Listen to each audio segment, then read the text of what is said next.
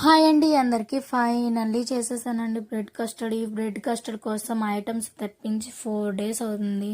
మళ్ళీ ఈరోజు చేయకపోతే బ్రెడ్ పాడైపోతుంది, ఎక్స్పైరీ అయిపోతుంది అని చెప్పి స్టార్ట్ చేశాను. ఇది చేస్తుంది ఎన్నింటికో తెలిస్తే షాక్ అయిపోతారు. ఆల్మోస్ట్ 10:30 అవుతుందండి.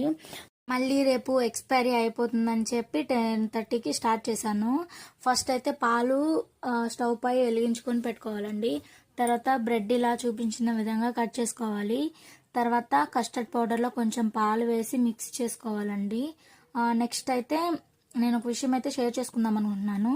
అండ్ లాస్ట్ వీడియోలో చెప్పాను కదండి, కమెంట్ అయితే చేయండి అని చెప్పి 2-3 మెంబర్స్ అయితే చేశారు comment. Thank you so much.